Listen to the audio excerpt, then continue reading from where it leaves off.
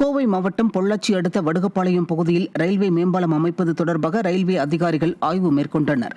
வடுகப்பாளையம் பகுதியில் உள்ள ரயில்வே கேட்டை மூட ரயில்வே நிர்வாகம் முடிவெடுத்த நிலையில் சட்டமன்ற உறுப்பினர் பொள்ளாச்சி ஜெயராமன் நடத்திய பல்வேறு போராட்டங்களுக்கு பிறகு ரயில்வே கேட் மூடாமல் மக்கள் பயன்படுத்தி வருகின்றனர்.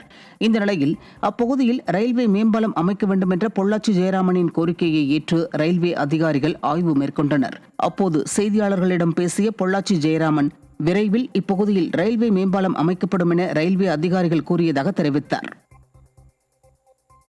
வடுகப்பாளையத்தை ஒட்டி ஒரு மேம்பாலம் வேண்டும் என்பது நீண்டகால கோரிக்கை.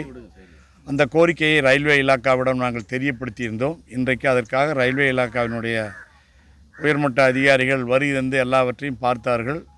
எந்தெந்த இடம் இருக்கிறது என்பதை நாங்கள் அவர்களிடத்திலே காட்டியிருக்கிறோம். ஆய்வு செய்து விரைவில் தெரிவிப்பதாக சொல்லியிருக்கிறார்கள்.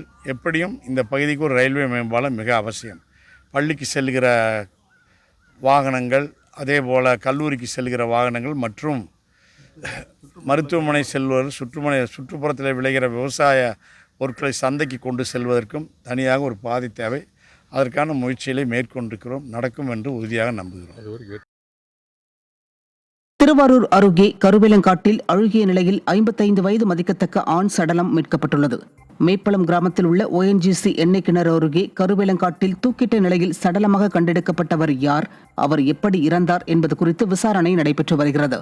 இதை அறிந்த பொதுமக்கள் ஸ்டிக்கர் ஸ்டாலின் ஆட்சியில் மர்ம மரணங்கள் அதிகரித்து வருவதாக விமர்சிக்கின்றனர்.